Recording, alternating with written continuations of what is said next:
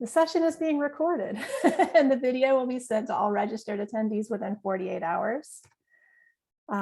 We are using the attendee chat just to talk to one another during the session, but to use the Q&A button, that would be helpful for us as we're presenting questions during the moderated discussion for our panelists. I'd like to thank our sponsors for today, AIP Publishing, BMJ, and ProQuest TDM Studio. Please do join us again tomorrow. We have another round of AI tools to watch panels tomorrow morning, and then some sessions from our sponsors in the afternoon. So thank you very much for your support. Our agenda today, after our lunch break, we're coming back with the AI tools to watch presentations, and then it'll be followed by a moderated discussion and Q&A session. And then we're going to leave the webinar format, and I'll put a link in the chat to a Zoom meeting where we can have breakout rooms, discussion, and we'll report back and close there.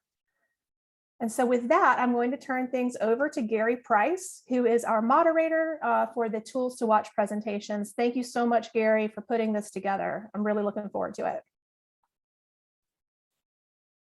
Thank you, Leah. And welcome everyone. It was a great morning session, and I am very excited to present the panelists for this afternoon. We're going to talk about each of their companies, each of their products. They're going to have 7-9 minutes to talk about what they're up to. Then plenty of time for questions and answers, and then some discussion with myself and the panelists. So we'll get things going this afternoon or this morning, wherever you might be in the world, because we do have a lot of international people listening in and watching. We'll begin with Tim Vines from DataSeer, who will talk to us about his product and service. Good, see where you are, Tim. Good morning, Vancouver. Yes, good morning. It's 10:03 a.m. Can I share my screen? Can I go ahead and do that? Please. There we go. All right. Yeah, so I'm not going to get into any philosophical debates here. I'm just going to describe what DataSeer does, and then we could talk philosophy in a bit. Okay, so DataSeer. Here is the analogy I'm going to use. This is a piece of scientific research. What do I mean by that? Well, the article itself is just the icing on the cake, and actually what the rest of the cake is made up of is data sets, code objects, protocols, metadata that describes how everything relates to each other, and the list of lab materials that the authors used to generate the research. And here's a cartoon of the research process. So funders pay for the research to happen, scientists do the research, they make the cake, then the scientists send the article to a scientific journal. The journal maybe publishes the article or eventually publishes it, and then the scientists tell the funder at the end of the process about what they did with the money they were given. And the problem here is that the cake has disappeared, and all we've got is icing, which is not very satisfying. And this is a financial problem because funders are spending somewhere in the region of $200,000 to $500,000 per piece of research. That is research salaries, overheads, lab materials, all this sort of stuff. And so at the end of the day, to only get the research article out at the end of that is quite frustrating. And there's also the element to which missing outputs harm science itself, because without the data and sets in the code, we can't repeat the author's analyses to work out whether we can get the same results ourselves. And we can't repeat the research without the protocols and the lab materials, the list of lab materials they used and the detailed protocols of exactly what they did when. And also we can't join outputs together. We can't find the things we're looking for without access to the adequate metadata. And so the solution, obviously, is to ensure that all research outputs become public. Why now? Well, obviously, we're all aware that the new OSTP policy has really kicked this into a high gear, and scientific data underlying peer-reviewed scholarly publications resulting from federally funded research should be made freely available and publicly accessible by default at the time of publication. That's a big ask, and somehow we have to make that happen. And also we need to monitor data sharing across all of these articles. So the OSTP also, a bit further down the document, mandates that the funding agencies monitor what's happening, whether or not this funding this policy is having any effect. Okay, and more immediately for institutions, the NIH's new data management and sharing policy points to a big role for institutions in making this happen.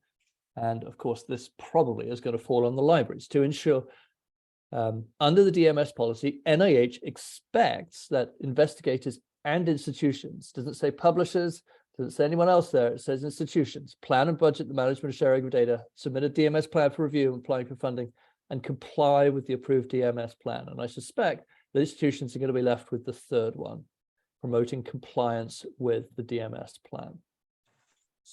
So why do we care about this? So DataSeer has two broad services here. We first offer baseline assessments across a corpus of articles. And this is something, a good example of this work is what we've been doing with PLOS. We've been developing these open science indicators for all the research that PLOS has put out over the last few years. So from 2019 onwards, we've enabled them to look at how often their researchers share data in an approved repository. And we've also generated a comparator data set for them for using articles, non-PLOS articles that are on PubMed. And that enables them to compare themselves to other journals out there.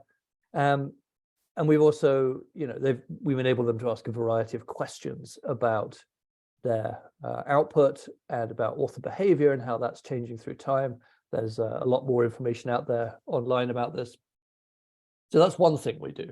And this we see as a very sort of good beginning step. If you want as an institution or an organization to understand what's happening among your researchers or among the articles that are being put out, this really helps you to say, okay, this is where we are now. This is what we expect to see if we change our policy and so on.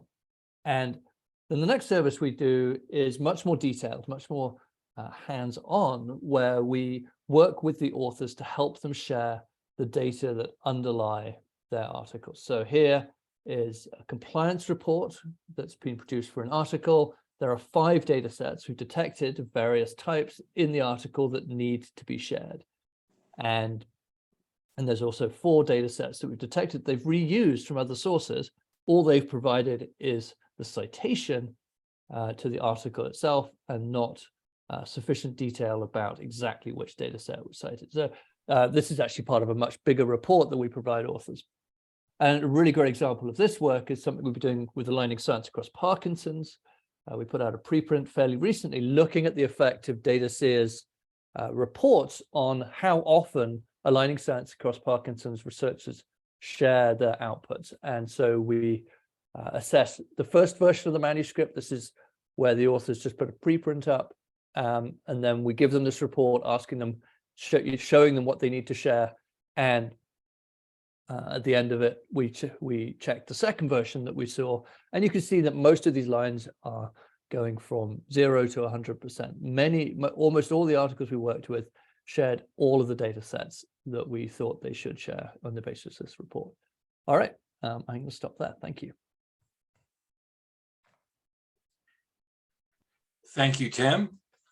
And by the way, I should remind everybody, please have your questions ready. Type them right in now, and we will take questions for all the panelists once we go through all the presentations. Next up, Mr. Josh Nicholson, talking to us, I believe, from Brooklyn, New York. That's Josh. right. Hello, everyone. Hopefully you don't hear too many sirens from New York. Let me go ahead and share my screen. Oh, there's a lot of options to now share screens. Can you see it all right? Yes. Take that as yes. Yes. Great. So yeah, thanks again for the opportunity to present our work on CITE. My email address is here if you have any follow-up questions or suggestions after what I present.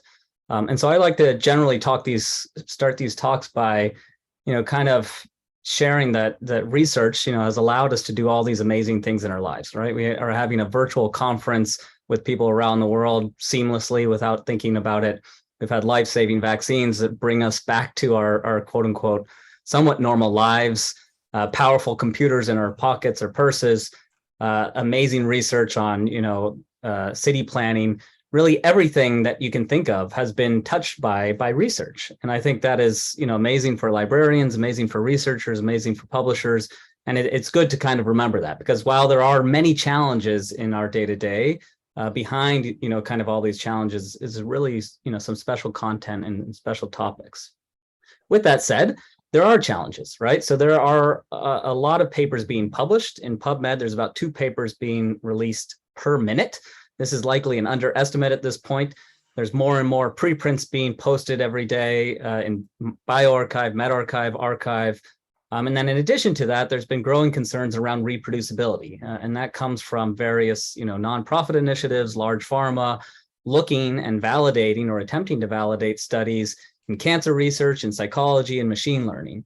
And so how do we know what to trust, right? How do we know what to use as research to better inform that policy, to better create that therapeutic, or to better, build our own kind of research upon? And so our aim at CITE is to make research more reliable, to make it more understandable, and not just understandable or accessible as in here's a PDF, but to really kind of get to what is the debate happening, and to introduce the next generation of citations, because I think how we use citations today could be improved quite dramatically. And so the way that I like to show CITE is to show the world as it exists without CITE, and then to show it through the lens of CITE. And so this is the main study coming out of my PhD. When you look at a research paper, you generally look at where is it published, who are the authors, what are their affiliations, and then some metrics. In many cases, I would say you probably just glance at these metrics and say, okay, it's highly cited, it has a high altmetric score, it's been viewed a lot. You download the PDF and move on. Behind those 69 citations or 69 papers, though, could be very valuable interpretations, discussions, criticisms. Maybe they're citing in the method section, maybe they're citing the introduction section. There's a lot of different reasons to cite a paper or a topic. And we're treating them as if they're all the same, right? Here's a list of citing articles. To see what they've said about my work would require you to open 66 plus documents. And that is just totally impractical for us to do on our day-to-day, right? It would take hours to do this. And so consequently, we're missing very valuable and by definition related work that could help you understand an article, help you see if there's supporting evidence, competing evidence, and to really help you, utilize all this powerful research better. And so at CITE, our main focus is on showing the context of a citation. And so we go into the full text of citing articles and extract out the citation statements from them. And so here, in this case, you can see an article from 2018, 3 years after my work was published, says in agreement with previous work, and then cites Nicholson et al. And says the trisomic clone showed similar aberrations, albeit to a lesser extent. This excerpt of text comes from the results section of this citing article, and then has been classified as presenting supporting evidence based on that text. And so this is kind of the atomic unit of CITE, or sometimes we call them smart citations or next generation citations. Really what we're trying to do is provide a lot more nuance and context beyond just a number and beyond just a list of citations where we treat them all the same. And so, we spent years talking with publishers, working with them, building up this data set. And so signing indexing agreements, we're actually now with more than 30 publishers and 1.3 billion citation statements. That is a big challenge, right? And so the first challenge is getting access to the full text. The second challenge is extracting out that information. And so most content to this day is still in PDF. And PDFs, as we as authors and publishers are familiar, will come in a lot of different formats. There can be 2-column, single column. You can have superscript citations, subscript, parentheticals, brackets. Similarly, in the reference section, a lot of different reference styles. And in fact, I think there's over 8,000 different styles. And so it is technically challenging after you've already done the challenging part of getting licensable access to extract out this information. So we use an open source tool called Grobid, which I think might also work with DataSeer, to extract this information out. Once we've extracted the in-text citation and the text around it, we then have a deep learning model that classifies the citation statement as presenting supporting or contrasting evidence. This is a paper that describes the whole process of how we built CITE, what are the different data sources. We utilize open access content, but also increasingly content behind paywalls by working with publishers. This will describe the entire system of extracting this out and then give, the details on the precision and recall of the citations. And so I would encourage you to look at this if you have some questions. Of course, happy to answer some of these questions afterwards as well. And so our citation statements are now starting to really permeate the scholarly literature, right? You can see this live on 120 million plus journals on, or 120 plus journals on Wiley Online Library. You can see it live on the Royal Society, live on American Physiological Society, PNAS, ACS, Archive, more and more. But they are not live on ChatGPT. And so the world of, as we've known it, has really kind of been taken by storm with ChatGPT. It's extremely powerful, extremely easy to use, but it can be wildly wrong, right? And so if you've used ChatGPT for anything kind of scholarly, you might be aware that it's making up references. These references might look really right. They might have a DOI, but they, again, could be totally wrong and quote unquote are these hallucinations. And so here is this extremely powerful tool already being used by students, already being used by researchers, and potentially very, very problematic. And so what is needed, right? In my opinion, I think what is needed is citations, a way to validate some of these output. And so that is what we're working on. And actually what we just released today is something that we call Cite Assistant. And so Cite Assistant takes our 1.3 billion citation statements and allows us to validate and provide sources to ChatGPT output. And so we now are calling ChatGPT's API, validating that output against the scholarly literature, showing you a real reference, and then again, showing you if that reference itself has been supported or challenged. And so you can ask any question, and you can see some of these are influenced by my own life, how many rats live in NYC, and then also chromosome segregation. But it's really fun to try and break, right? You can even ask for poems on chromosome segregation and aneuploidy, and it will give you some of these sources. And so this has just been released last night and has now actually been shared publicly here, but also on social media. And so if you'd like to try it, you can go to scite.ai/assistant. It is still very much a work in progress. We are listening to feedback. And so if you have suggestions on how this can improve, please do let us know. I think the biggest kind of differentiator here is that we are running ChatGPT against the scholarly literature and then providing these quote unquote next generation citations. And so this was not our initial plan whatsoever. But again, we've been spending almost 5 years kind of developing these citation statements. And with the world of ChatGPT, large language models and generative text, I think a way to kind of start to utilize them is to build some way to trust and validate them. And that's really kind of our aim here. And so I'm not sure if I'm over time or under time, but hopefully that's clear. And thanks again for the opportunity. And I look forward to discussing this in the Q&A. Thank you, Josh. Third up, we'll head across the Atlantic Ocean to London. And we'll talk to Emma Warren-Jones from Scholarcy. Emma? Hi, Gary. Hi, everyone. Thank you. I'm just going to share my screen.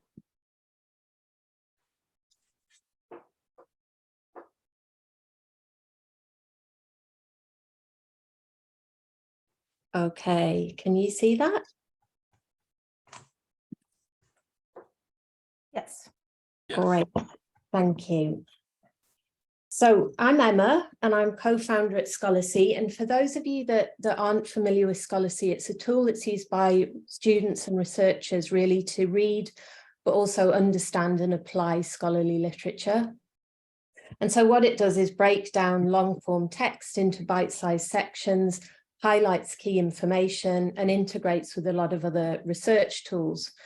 And so in that way, Scholarcy is helping students and academics also to critically analyze collections of papers more efficiently and more systematically.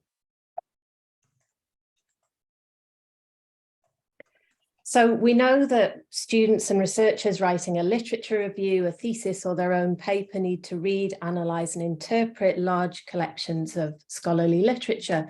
And that in itself presents a number of challenges. And the first one of those is being able to quickly screen those papers to identify really key information such as study data, limitations, and cited work to determine how useful or relevant a paper is going to be to their own research. And then there's the issue of saving and organizing collections of articles and being able to retrieve information from a really extensive library of papers that they could have built up over months or even years. Then there's expanding their research library with related articles and cited material, but doing that in an efficient and systematic way. And last but not least is managing the cognitive load, not only of reading and retaining information from hundreds of articles, but also analysing and applying it. And so by breaking these long texts in any format into interactive flashcards that make identifying important information easier, Scholarcy is really helping you to screen and evaluate research papers. So it surfaces links to cited sources, highlights important facts and claims, and helps readers to synthesize all of this information into a literature matrix or knowledge graph, which can be used as the basis for a literature review, which I will show you now. Sorry, I think I was just sharing my PowerPoint, so I'm going to share my screen again.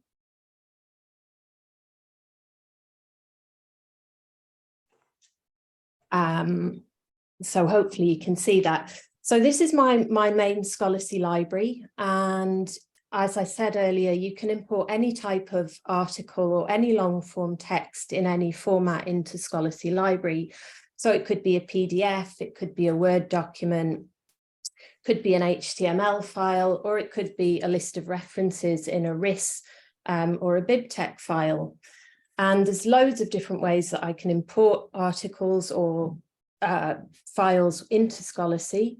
But if we go back to this scenario of a literature review, and I've just conducted a literature search. So my particular search topic today is the impact of music therapy on dementia.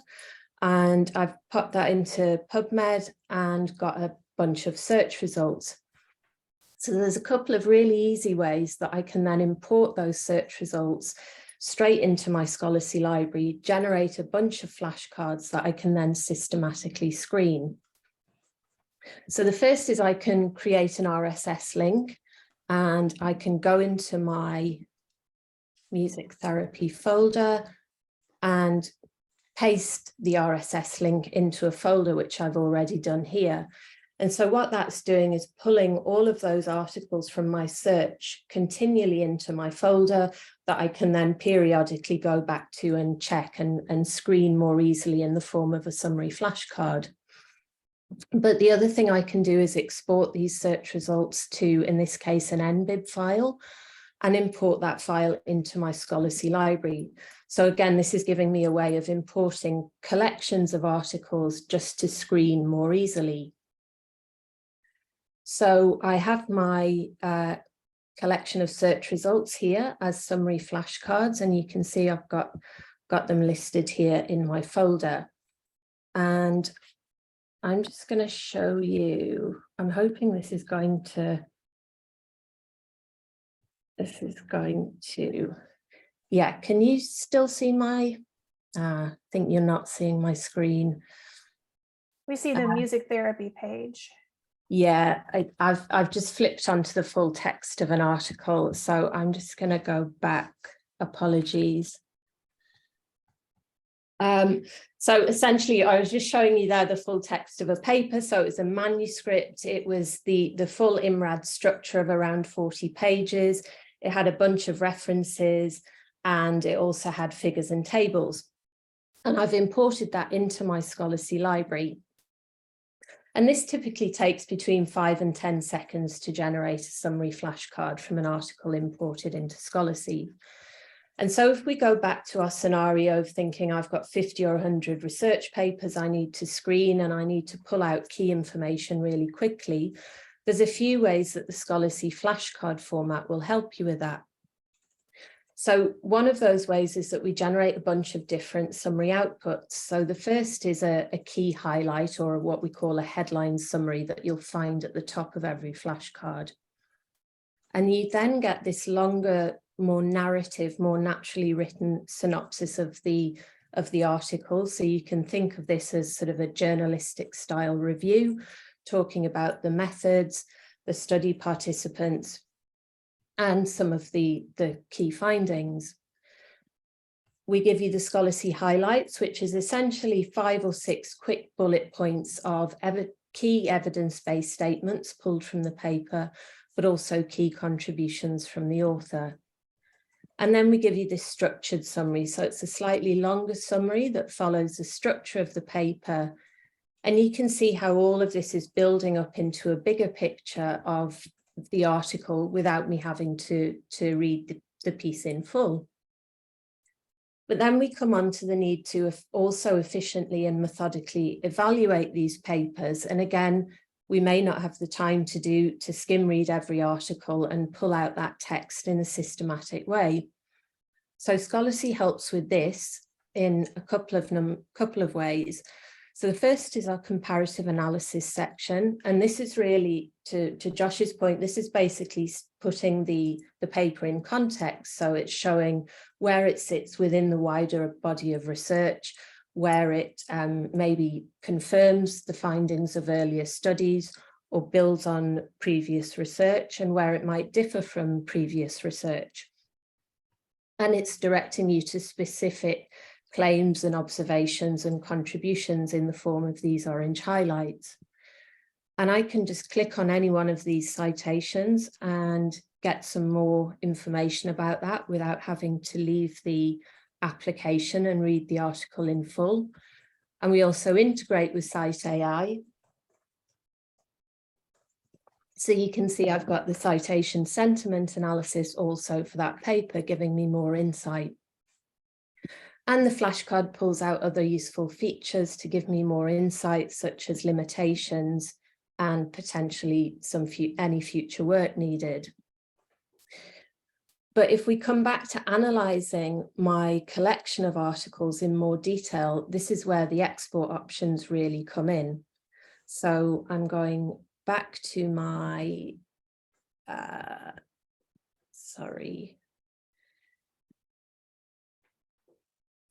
back to my music therapy folder and back to my 21 articles. And I can export these into a range of different formats. So I can export into, I can select all 21 of these, but it could be up to 100, and export either to a RIS file to import into Zotero as an annotated bibliography, to an Excel file, which will enable me to make really clear comparisons between the findings of each of those papers, the contributions, and the study participants, or to Markdown that's going to enable me to import my summary flashcards into second brain tools such as Rome or Obsidian. So I'm just going to show you an example from Notion here.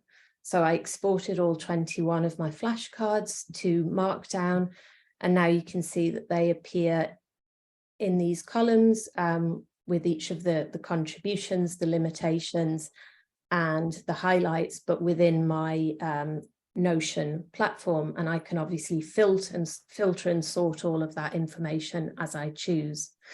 So they're just a few quick ways that Scholarcy can help you screen and analyze large collections of articles. And I'm probably slightly over, so I'll leave it there. Okay. Thank you, Emma. Next up, we have, what do we have up next? Look at my list.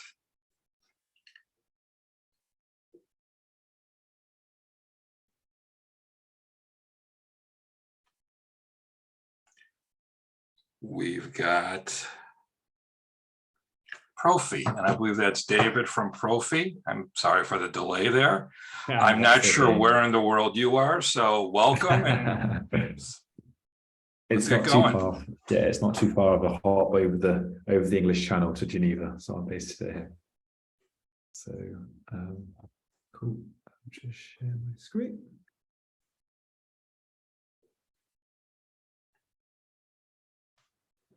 Yeah.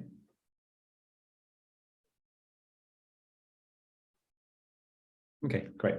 Cool.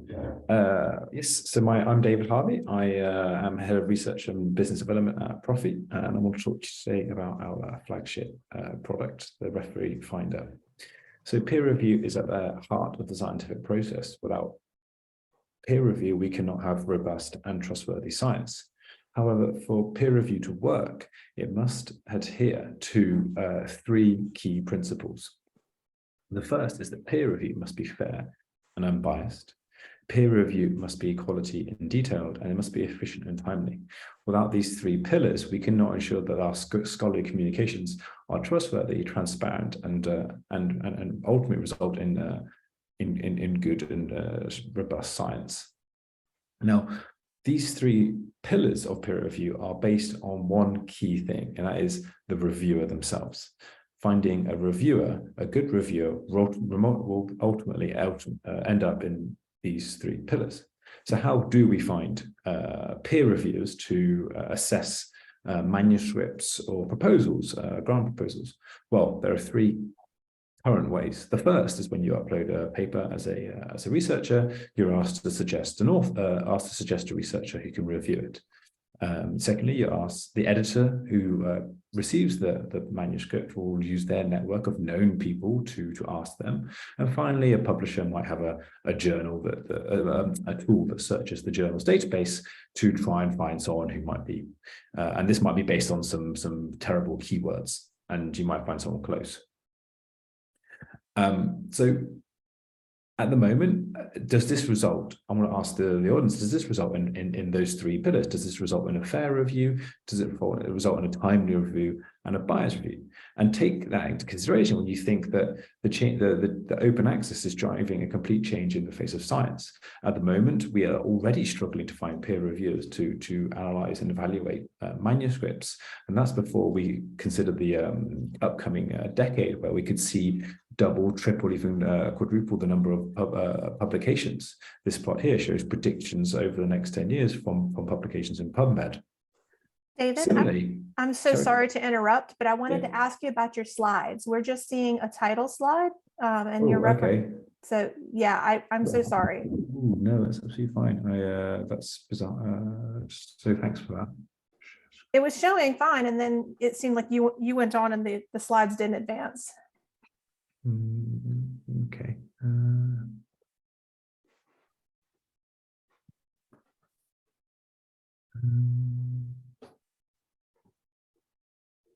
Apologies.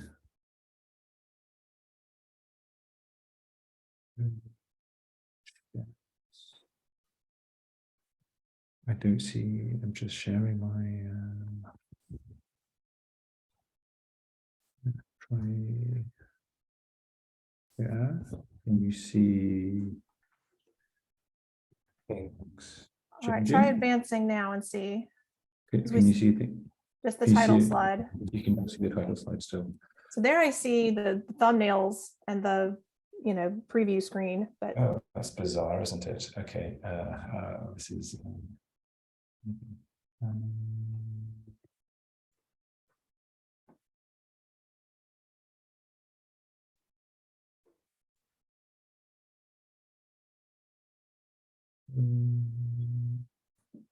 sorry about this, I apologize. I hated to break the flow of a presentation because I know once you get stopped, it's hard to get started up again. But yeah, I really apologize about this. I don't know what's going on. I just was too quick and I didn't actually see where I exported that to. Let's see if I can do this. It's on the desktop.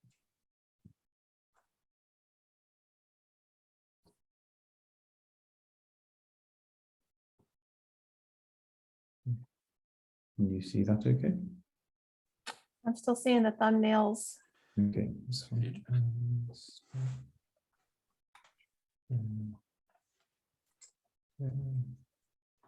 There we go.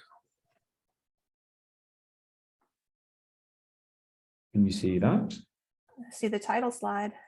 Can There you we see go. that? Haha, Okay, yes. great. Success. Apologies. I'm really sorry about that. So I will very quickly, yeah. So okay. So yeah. So as I was mentioning, in order to get peer review, fair peer review, you need to have these three methods: author, Jesson's network of researchers, and potentially a tool. And in the up and coming deluge of papers, will these methods be sufficient? Are these sufficient now? There was a study recently in a geophysical journal that showed that although 27% of the published first authors were female, only 20% were carrying out the reviews of the papers being submitted. So already you've got a biased pool of reviewers, which is going to result in biased reviews themselves. And finally, here's a little study that I carried out, and we see that the amount of interdisciplinary science is on the rise, and finding reviewers to evaluate interdisciplinary niche science leads to long waiting times and a lot of referee bouncing. So, you know, in this era that open access is driving a huge rise in papers, we need to find a better way, because are we getting these fair reviews? Are we getting quality reviews? Are we getting efficient reviews? And at Prophy, this is what we're trying to change. We're trying to improve the system such that we get better peer reviewers. So how does Prophy work? So Prophy, every day, we know that thousands of manuscripts are published all over the world in open access journals, in preprint servers, in university repositories. And at Prophy, we collate those manuscripts and we curate them in our own database, own home-built database. Of those articles, of which we have now over 150 million, we extract all the scientific concepts from a paper. The scientific concept can be a single word, or it can be a collection of words. So, for example, it could be, I'm an astrophysicist myself, so I could be dark matter, it could be self-interacting dark matter, it could be lots of different things. So we take all of these concepts and we extract them from all the articles and we put them to a big bag. And then what we do is we use artificial intelligence to make a map of all of those scientific concepts. So what that means, it gives each scientific concept meaning. So it gives them a quantitative distance and separation from other scientific concepts. So you can learn which scientific concepts are close to each other and which ones are further away. And this gives you a map of all the scientific concepts that are there in the literature. So what does this mean? It means if we have a manuscript where we extract all the scientific concepts from, so you can maybe get 100 scientific concepts from a manuscript, you pass them through this AI-built map of all of them, which gives them relative meaning, understands where they are. And then what that does, it generates a digital fingerprint of that manuscript. And that is the core of the Prophy technology. It's this digital fingerprint of a manuscript. Because the digital fingerprint enables us to precisely compare papers to papers by seeing how much those digital fingerprints overlap with one another. Now, we know that authors are just collections of papers, so you can then build up a digital fingerprint of an author. So what you can do is you can upload a manuscript, we can then generate a digital fingerprint, and then we see how that digital fingerprint compares to the over 50 million researchers in our databases fingerprint. And we can precisely find those who match very close to that manuscript and who therefore would be an expert on that particular topic in that manuscript. So what does this mean? So this is a paper that I wrote a couple of years ago, an incredibly interdisciplinary paper. And it took 3 months for PLOS to find a reviewer to review this paper. You can see that it's public health, it's machine learning, and it's got some epidemiology in it. Our system took 14 seconds to find thousands of candidates that could be suitable as experts to review this paper, with conflicts of interest automatically raised, such that you don't have to worry that this person will have any kind of bias. Because what our algorithm can also do, it can group all of the scientific concepts that it found. So here you can see all the scientific concepts. It's got 161 concepts that it found in this paper. It groups them into different areas. So the top one you can see is public health or epidemiology in this situation, then you have machine learning, and then you've got statistics, and you've got and then public health and decision making at the bottom. So if you had a collection of reviewers, you can boost different groups. So if you wanted someone to comment on the statistics of it, you can boost the statistical group, and that will then redo the analysis and present reviewers who would be good with statistical analysis. You also have complete control over the kind of reviewers you want. So, for example, you can filter all of the reviewers out by seniority, because you don't want someone with a H index of 200 reviewing the paper. You can also analyze certain contributions, so only those who are lead authors in this particular area of research. You can ensure diversity, and you can also focus on specific regions and countries to make sure you get a diverse reviewer pool that's evaluating the manuscripts presented to your journal.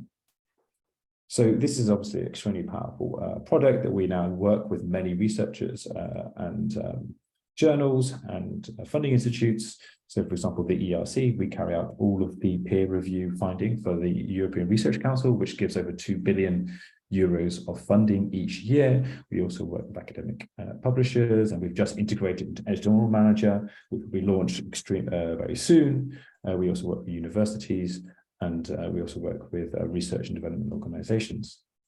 We are a team that is scientists. I myself am an astrophysicist, we are also professors of physics in Leiden University and Copenhagen University, and our development team is based in Ukraine and doing a fantastic job. So just to quickly summarize, without fair, transparent, efficient peer review, we cannot have trustworthy science. Our platform gives editors and journals complete control over the referees they want, and we are completely integratable into workflow of any editorial manager. And should you want to have a go with our referee finder, you can just log on to this website here, prophy.science/conference, and you can get a free trial and upload some manuscripts and have a play. Thank you very much, and I apologize again. No problem, David. Thank you very much for your presentation. And last but not least, we will ask Anita from Iris.ai to share some thoughts. Yes. Thank you. And let me also do the screen sharing. That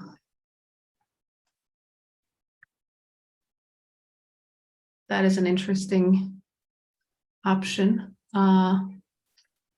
Let's see. Okay, I should be screen sharing. Hopefully you all see that. Let me just try to swap slides as well. Yes. Does that work? Yes, perfect.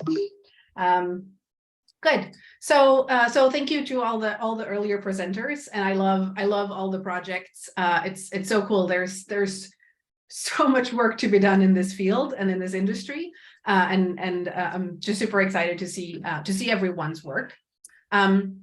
But let me tell you a little bit about what we're working on at Iris.ai, because we're addressing some of the same issues, but I think all projects today and all projects I've seen tomorrow too, we're all addressing different kind of parts of this beast that is applying AI to scientific literature in various ways. Our fundamental issue that we're addressing is the rapid growth in publications. Where kind of in every single field this is growing. I will mention, because we saw kind of some examples earlier on working with citations, for example, which is super interesting. We've actually taken the opposite approach. We do not work with citations. We work entirely interdisciplinary, because we believe a lot of innovation lies in interdisciplinary discovery. And that is actually also shown that, papers and patents are becoming less disruptive over time. We're publishing more and more, but less and less of it is kind of fundamentally disruptive. And I know there's plenty of reasons for that, but one of them is that we're kind of narrowing the use of previous knowledge. It's enough to work and try to keep an overview in our own field. And if we're going to try to keep, an overview over other fields as well, it's just becoming impossible. And to quote one of our users that recently started using the researcher workspace, they said that they found some great papers using the workspace that they were not previously aware of, because they're published in chemical literature. And this person usually uses searches within physical hydrology. So they don't step outside their own field when they do regular kind of keyword querying. And our tool allows to go outside of that. But before I dive into a little bit more about kind of ChatGPT and AI, before diving into our tools, I wanted to introduce our team as well. We're a cross-European startup. We also have some people in Ukraine, in Bulgaria, and in actually 11 other countries across Europe. I'm in Denmark. The company is founded in Norway. So we're truly like the spirit of cross-EU innovation. We've been working on the technology behind this tool for 7 years, but the researcher workspace in itself is brand new. In fact, it's not publicly available yet. We do have a wait list for those who wants to get on that one. You can. But that's kind of the situation. I will also mention that we ended up top 10 in the AI for Good X Prize in 2020. And more recently, we were awarded the AIC Accelerator 2023, which is super exciting for those who don't know it. The technology that we're working on was kind of seen as of strategic importance for the EU. And I'm not only saying that to brag about us, but also the importance that AI has when it comes to scientific publications and scientific understanding. And one of the reasons for that, of course, is that when we talk about AI for science in a ChatGPT world, which is a very broad topic, one of the fundamental issues that we're seeing, right, is that ChatGPT and really all these other large language models, they're failing when it comes to adherence to facts. And if it's one thing we need when it comes to AI for scientific literature, well, we have to stick to the facts, right? That is like #1 priority. And some of you will have seen Meta coming out with their Galactica model in kind of November 16th or thereabout last year.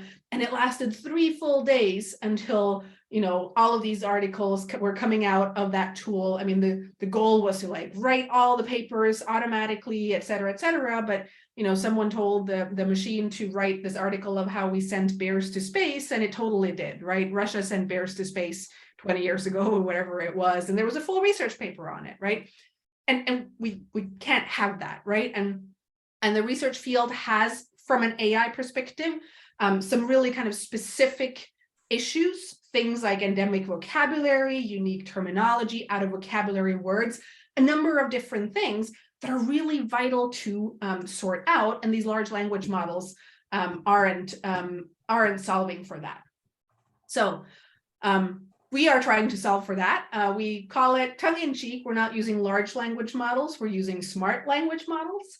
But we are also kind of looking at the large language models and how they can be adapted to more specific use cases within science. But how can we do factuality checks either as post-processing or within the models themselves? So that's what we're working on kind of behind the scenes on the machine learning side. And I'll talk briefly towards the end about our roadmap too, because it's quite exciting now that we are a decently well-funded company as well. We have some very cool research going on. But as I mentioned, we've been doing this for a while.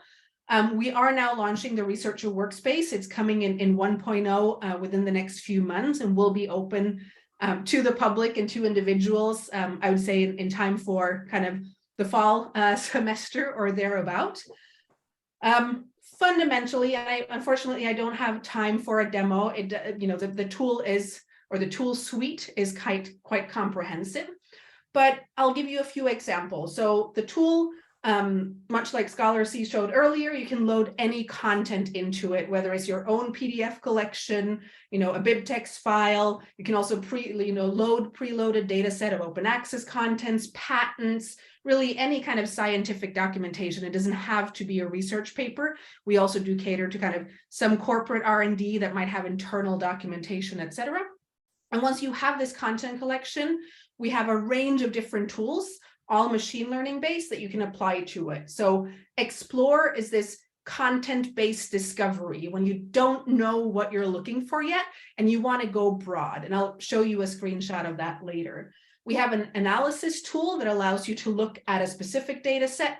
What is in this, basically a corpus analysis. What are the key concepts? What are the key topics? And you can use that to filter. We do offer a basic summarization, I will say, compared to the example earlier of the flashcards. We have a quite basic summarization, but you can summarize multiple articles into one. So you can kind of generate a summary of 5 articles on the same topic. There's a range of smart filters. And finally, probably the most exciting and novel tool, which is very different from what I've seen today, is the extract tool, which allows systematic extraction and linking of all the scientific data, the experiment data from articles. So data in text, data in tables. We're also working on kind of graphs and images extract and systematize all of that. And I'll show you a few of this. You have a dashboard with content collections. Your content can be anything from 2 articles that you uploaded to kind of all of the world's open access, 53 million documents in one collection. Here you'll see, PubMed only, for example. So you've got 24 million articles, and you can use that as a starting point to add a variety of filters. When you do things like content-based search, we have some visualization features. So here I've inputted into the tool 1 research paper, and we use just the content of the title and abstract to map out, these are the core concepts of this paper, and here are papers within all of these different concepts. So you really kind of remove the blinders and go broadly. Then we allow you to narrow down a reading list from 10,000 documents down to just the one you need. I'll highlight here our context filter, where you can write your own description of what you're looking for. And similar to what was mentioned earlier with kind of fingerprinting, here we're fingerprinting your context filter that you've described in your own words what you're looking for. We're fingerprinting that against all the articles. And then you can set your own score to kind of narrow down very rapidly what it is you're looking for. We also have, I mentioned earlier, these topic filters. So here you can see kind of the machine has generated a set of topics based on the content of the full data set. And that can be applied whether your data set is 100 documents or kind of 10,000 plus documents. So again, a way to iterate down your reading list. And then finally, we have the extract tool where, data from text, data from tables, it can be manually extracted, right? It just takes a lot of time. So we have a fully automated extraction process where you can get all of that data into what we call an output data layout, or let's call it an Excel sheet where you've defined the data that you're looking for. This today is a bit more custom setup, so it's usually sold more to kind of research institutes and R&D departments rather than individuals. We'll get there someday, but for now it's a bit more setup. Although what we are launching pretty soon, which will be part of just the regular researcher workspace, is a table data extraction feature, meaning that you can extract literally just the tables and all the data in it. It won't be linked, it won't be systematized, but you get a nice little CSV file of any type of table that you have in your document set. One thing I want to mention before talking slightly with the last minute I have left about our future, and I think maybe David, the astrophysicist, would appreciate this. This is what we can achieve when we do interdisciplinary discovery, right? So we have this article. It's on archive, so it's not fully published yet, but it's pre-published and approved by our peer reviewers. But we had a research group that was using our technology to look for carriers for diffuse interstellar bands, but they actually found they were kind of running out of ideas for what these particles that they were observing might be. And they actually ended up finding a variety of research, including in biology, a field they knew very, very little about, but they were able to kind of uncover 12 or 13 new potential candidates from a variety of research disciplines in a field where they were kind of banging their head against the wall to come up with new potential candidates. So that's kind of what the power of this technology is. But to us, the researcher workspace is kind of a framework where we can introduce new tools over time, which is very exciting. And what we're really focused on is factuality, right? How can we trace and track facts across disciplines, across fields, right? We have to build smart models, not just large. We have to leverage the knowledge and data sets we already have. And we have to be able to measure output in precision and recall, in kind of coherence. Our tools are very robust in that way. And what we are working towards in the longer term is what we call a questions and answering machine for science, or maybe said easier, a ChatGPT style system, but that can actually answer scientific questions from all the material that is published already. So a dialogue-based tool to actually find what do we already know about this question that I have, so that you can take it into the lab or your further research without having to spend more time on looking for prior art. So with that said, thank you very much, and I'm looking forward to the Q&A. Thank you, Anita, for great presentations. Thank to everybody for great presentations. We have a zillion questions here, and I think we'll just flow the questions from you guys, the audience, along with a few questions that I have. But one question, so let me start, and I'm going to ask Leah and Heather to join me as we work through some of your questions, but I'll start with one of mine. Something that you mentioned a moment ago, Anita, and I believe it was a question that was asked of Josh. And everybody else, all the other panelists are welcome to join in.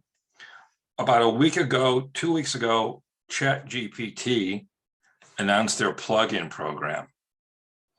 Do you see a point where some of your services will be, you would want to work with an organization like ChatGPT to bring your services to the users of their service? Kind of, again, that plugin model.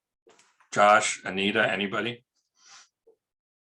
I can jump in first, and then Josh. Yeah. Sure. So for sure, you know, the way we look at it, what we can contribute with is a factuality check, post-processing of GPT results, whether it's ChatGPT or others. We like better open systems where we know what's happening in behind the scenes. But I do think there's a lot of potential there, and in this kind of plugin program, we are looking actively into that and see whether we can add a post-processing layer as an app into that ecosystem.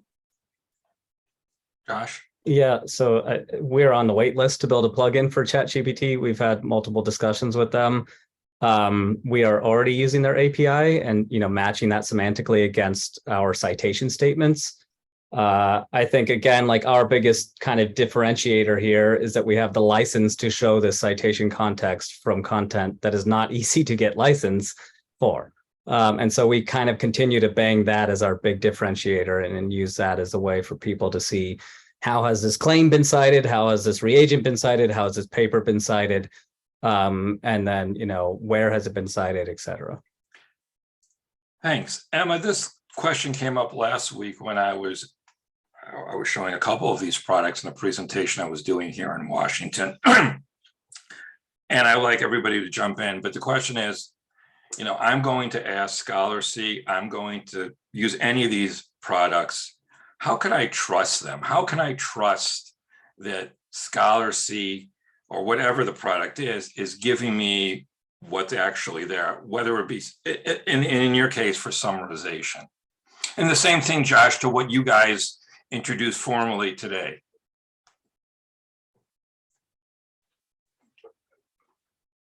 Unmute. Sorry, I'm on mute. It's a great question. Thank you. We get asked this question a lot. And so I'll pick up on what Josh was saying as well in a little while, but essentially what Scholarcy does is the engine is an extractive summarization engine. So what it's doing is it's breaking down the full text into its sort of constituent parts. It's generating this sort of structured summary, and we do have more of an abstractive summary, but even that abstractive summary, which is more of a naturally written summary, is based on extracted text. So we're really breaking down the original text into constituent parts and generating building summaries out of that reduced or broken down text. So what we're careful to say is that Scholarcy is not a tool. You can't copy and paste from Scholarcy to help you write a paper or an essay or whatever. It's the text in the summary flashcards is extracted directly from the original, and then we build summaries around that. But we do see, just going back to ChatGPT, potential to enhance the summaries using other large language models. So perhaps produce a more naturally written summary that, is easier for people to read. But at its core, it would have to be based on that extractive text. Josh? Yeah, so I mean, I think it's a great question, right? And I think, trust is something to be earned. And so we published a paper, documenting the full details of how we built Scite, right? The pipeline, the models, precision score, most of that is open source. Training data is not, and that's just quite simply because some of those behemoths out there would use it and, quickly copy us. I also think, we developed a system to have humans in the loop. And so it's not perfect. It's never going to be perfect. This supporting citation, we try our best to say is actually a supporting citation, but we allow you to read it. We show the model score, and we also allow you to provide feedback and say, this doesn't look correct. That then is reviewed by humans. Similarly for, what we launched today, you see that generative output, and then you see what the humans wrote, right? You just hover over the citation and you can see the sentences side by side. And so it still is a work in progress. And, it's not perfect, but, continually identifying that, refining that, and then listening, to librarians and users on how to improve this is, vital. Thanks. For Prophy suggestions of qualified reviewers, this is a question from Suzanne. Are there more diversity measures in addition to gender? How is this information gathered and verified? That was for David. Hi, yeah, sorry. Yeah, I wanted to ask a question to the guys before from a different hat, but I'll address the question that you just said. Yeah. So in terms of diversity measures, we basically we use a model to try and guess the gender of the reviewer, and then we attach that to next to the reviewer's name, with some confidence of how much we believe in that. So that's a filter that you can place if you want to find more female. For example, if you want to improve the diversity of your editorial board, then you can use our tool to find females of a certain area of science to improve that. And we know that's a lot of publishers are driving that at the moment, and that they struggle to find suitable candidates. And the location, yeah, we have that as our other filter. So you can choose researchers from Africa or Latin America or wherever this may be underrepresented in your pool. And then outside of that, you can then choose early stage researchers, early career researchers, by looking at, we have something called an academic age, which is the time since their first publication. So if you want to focus your reviewers on that, then you can also do that. However, these tools we provide them, and then we speak to our journals and we talk to them about how they use them, and then we want to make sure they get the best out of them. So we don't always give them all. So we had one client who was worried that they would use the diversity tool against them, which shocked us, because we were like, wait, you're worried that your editors will actively remove females from their career because they won't do a good job, and that for us was quite a shock. So we're always in continual discussion with our clients to make sure that the discriminations and the biases don't go in the wrong direction. However, ultimately we are a tool and we provide it, so the statistics of that goes on the other side. So that's up to the client to then ensure that they're being the tools being used correctly. And I'd just like to expand the question about diversity to the entire panel. Whether it's something you deal with on a day-on-day-out basis, that's one thing, but you guys are also been involved with AI, machine learning for years. One specific question in the chat is, couldn't these tools to ensure diversity be easily used to enable discrimination? Are there measures to mitigate that? Just your thoughts, whether it's your tool or not, just as an expert in AI and in the scholarly communication space, if anybody has any comments about diversity and being used to enable discrimination. I think there's been a lot of studies that show the use of language does change on the gender that you have. So if you have, I don't know, this is a question to the site, if you're basically gauging how good a citation is and females and males using different language, are you worried that will bias the statistics that you apply to a paper? Yeah, so I think it's a fascinating question. I would push back on good, right? Because I think this immediately starts to get kind of sloppy, right? And so we're looking at supporting or contrasting evidence and not saying that these are good or bad citations. With that said, we share our data with researchers to run bibliometric studies. I think this would be fascinating to look at, right? Do women receive more supporting citations, more contrasting citations? Do data availability statements have, more impact on these types of citations? What about in-text citations? So it's not just supporting or contrasting. There's also, papers citing another paper 10 times throughout. And so I don't know, right? This is an empirical question that could be studied. And, we regularly share our data. There are multiple papers already published using CITE, and I think it's personally would be fascinating. Yeah. Does anybody else have anything to share on that? As a final question here in this area, what measures are in place to ensure visibility for gender expansive, non-binary academics, or will these diversity measures simply apply to a male-female label? Or is this again just something that we have to do further research on? Yeah, I mean, I think a lot of these things should be made based on data, right? Like, so, there's not easy solutions to these complex problems. And so looking at specific use cases and specific challenges, we need to look at the data. And so I don't, we follow what Crossref does and what publishers do in regards to that.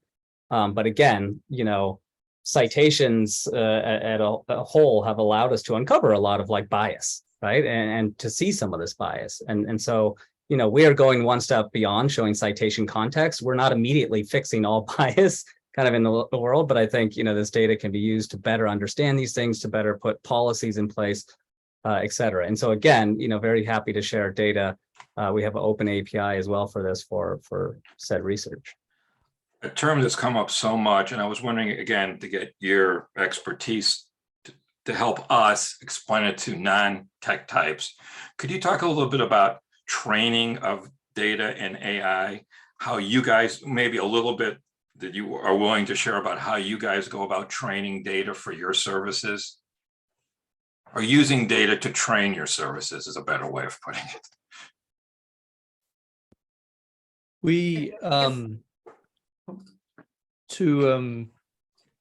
I mean, the way you start with any of these is you build a sort of initial corpus of what you want it to learn, and you tell it, this is what category A looks like, this is what category B looks like, and then you let it go out and collect examples of its own, and then you classify those again, say, yes, you did this right, did that wrong, and then you train it again and again and again until it starts, as with these LLMs, starts training itself.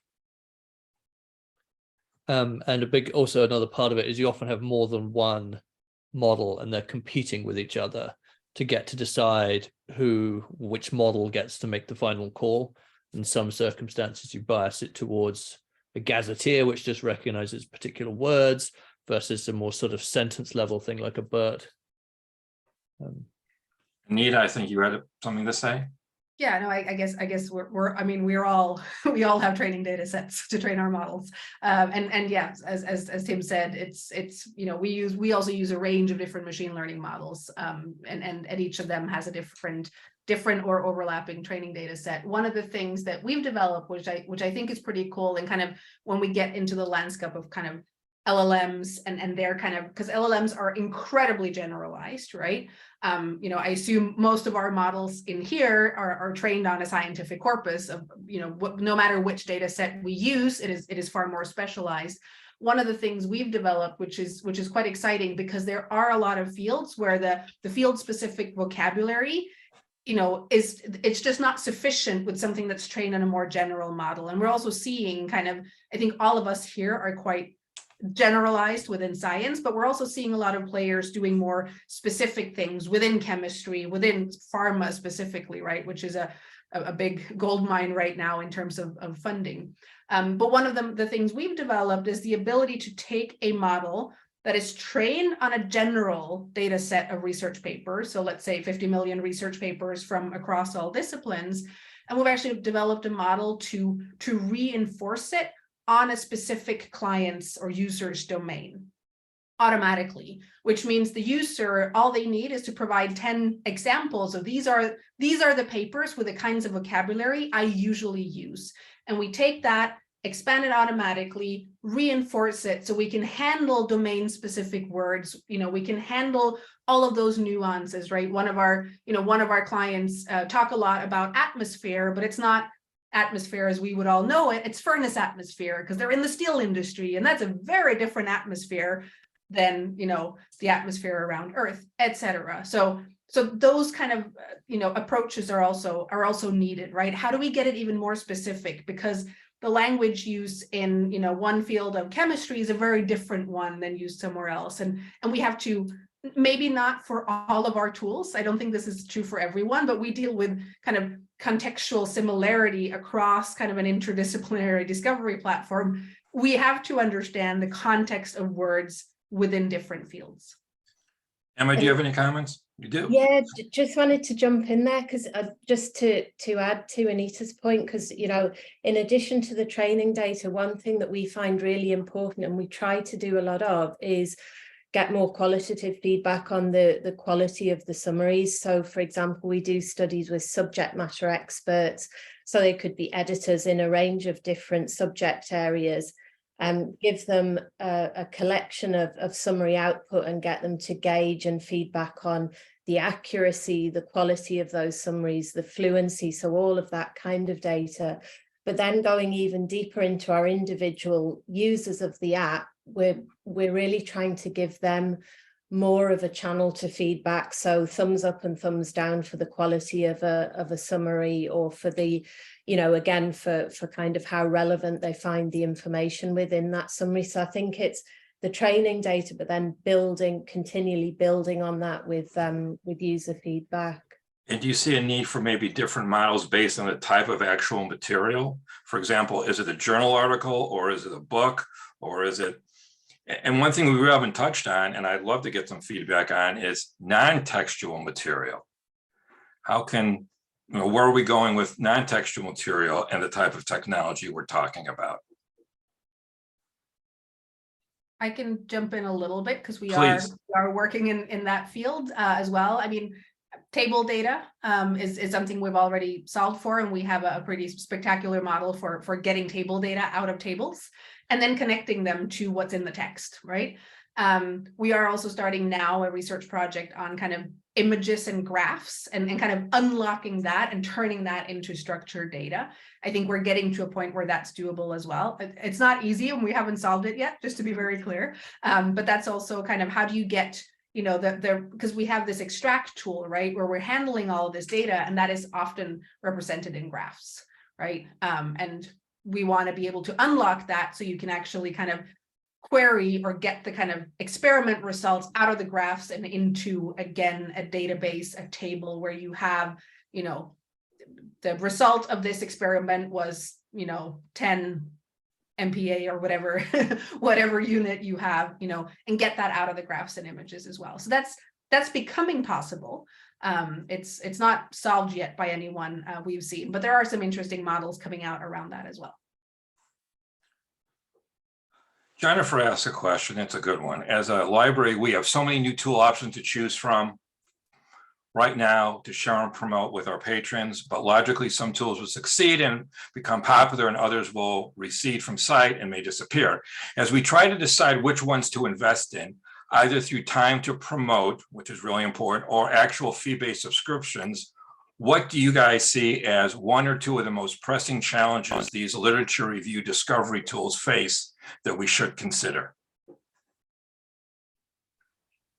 Promotion of these services is something, as an information professional myself, is something I've been really interested in for my 25 years of my career, because I see so many great tools. If they are discovered by the people who actually have to purchase them, often they go unused and unnoticed. So I think Jennifer's question is really good. Again, what do you see as one or two of the most pressing challenges these literature review discovery tools face that we should consider? Or did she stump all of us? Yeah.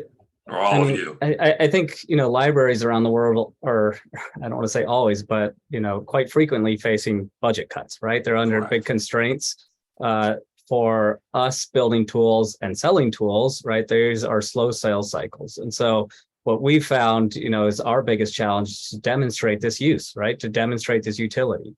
We do that by going to conferences, showing, you know, the utility from students, researchers, et cetera. But I think the biggest thing that matters is how many people at University X are using this, right? And then it becomes simple. Okay, there's already 200 students using us. We would love to support them. And so, we don't want to work with universities, be added to a database list of 400 other databases and never used either.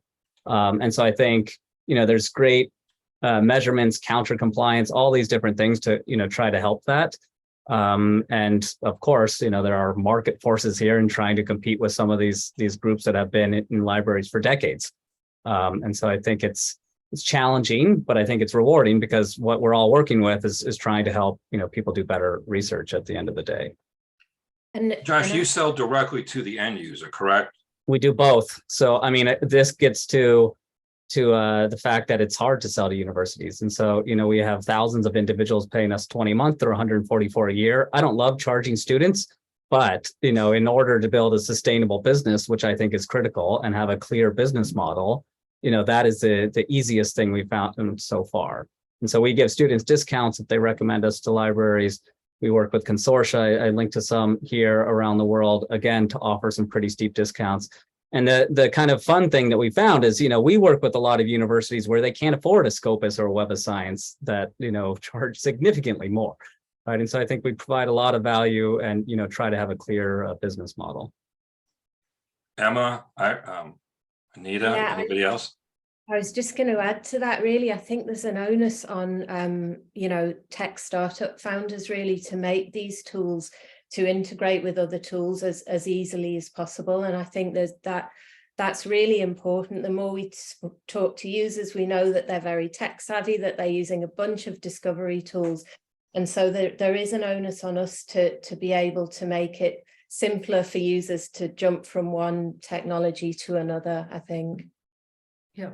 And I was just going to add to what Josh said. We're taking the very same approach. We're saying, look, it is, from our side, it's hard to sell to university libraries, and for the university libraries with, facing budget cuts and paying way too much money for accessing paywall literature, we would rather, even though, again, selling to academics and students are not our favorite way of making money, we would rather do that. And once kind of user adoption is high enough, then we can offer the library a cost structure that is much more beneficial than each one individual paying, because it will eventually become cheaper, but only when you reach a certain mass of users. So we're taking David or Tim, do you sell direct? I don't think, Tim, we talked about this in our pre-call. You don't sell directly, obviously, to end users. David, what can the library do, or the librarians or individuals in the organizations do to help get your product into the organization itself?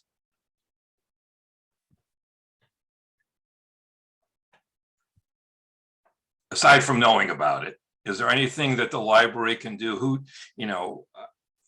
Experiences you've had, successes that you've had to get your service into the organization, what can you share with our audience about that? I think from our experience with our products, because we have Referee Finder, but we also do a lot of similar literature searching, literature monitoring, these kind of things, because we have these similar articles where you can compare, so we can do very precise matching of articles to other articles. So if you search something, you can click and be like, what's a similar article? But I think one of the biggest things we found is convenience, particularly with our Referee Finder for the journals. If you're an editor in a journal, you don't want to have to log in somewhere else for a tool. You don't want to have to move around from multiple places to move. You just want everything in your single workflow. So for us, integrating into third-party systems is incredibly important, because the people that use these tools don't really care what they're using. They just want their lives to be easier, and that's all they care about. And editors, all they care about is that. So for us, it's like we want it to be seamlessly involved in that. So other people can speak themselves, but for us, integrating into third-party tools is a good way for us to reach the people, and then we speak with those third-party tools to make sure that when they're using it, they know that they're using a third-party tool. So our names and stuff are branded and things. But yeah, for us, it's access of ease. It's single logins. It's one place. And if you've got too many tools and you can't integrate, then you're just going to get lost in the noise. Tim, do you have anything to contribute here or move on to another question?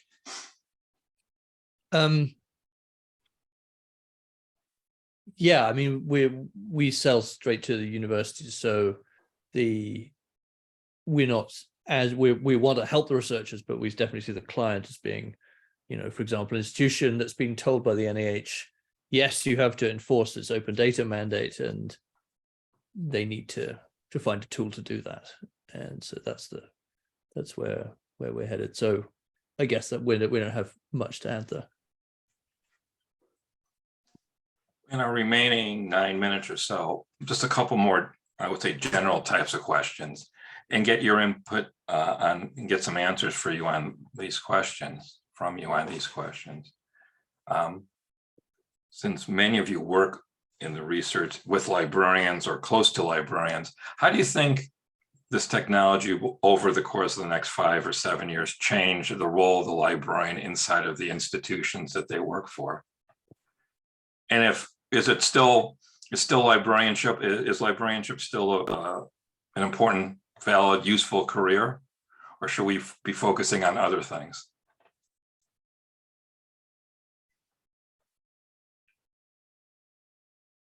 I'll start a quick comment.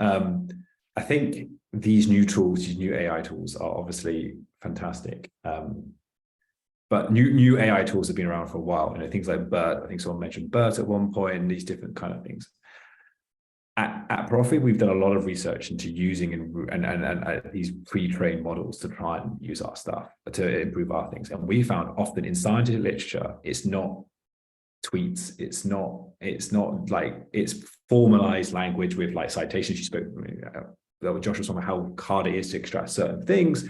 It's very specific language, and as a result, when you have the ChatGPTs, you get these funny things like made up citations and all these different things. So I think that scientific publishing and communication and scholarship is it's such a unique niche area of this that's never really trained on the original models, that needs to be handled with care. And there will always be a librarian. Now, how that librarian changes and they will become more apt to using these kind of tools and things like this will change. But I think there's always going to be a place for oversight and overseeing these kind of this kind of like scientific management portals that we have, because these open AI systems are at the moment being trained on the language that's not being used specifically for science. And it's a very different language we use in science. Anybody else? Go ahead, Tim. Yeah, so I think we chatted about this, Gary, when we talked before. I think it's going to become very, very important that we have lots of libraries and they're very strong, because the end of 2022 was the last year in humanity's existence where most stuff was written by people. Going forward, about half, 2/3, 90% of the stuff that's out there is going to be written by a machine and read by a machine and then used to write more stuff by a machine. And the question from Sanford Thatcher alluded to this, is that there's just going to be a garbage in, garbage out problem. And the role of institutions here is going to be this sort of beacon, this sort of arbiter of this is true, this is established information, and you can come to us and we have curated this information, and as far as we can believe, it's accurate. And this is what should be used to train accurate models. You can go out and train it on the garbage that's out there, but that's just recycled ChatGPT stuff. And so I don't know what form that will take, but libraries have, for society to function, libraries have to become these repositories of accurate, curated information.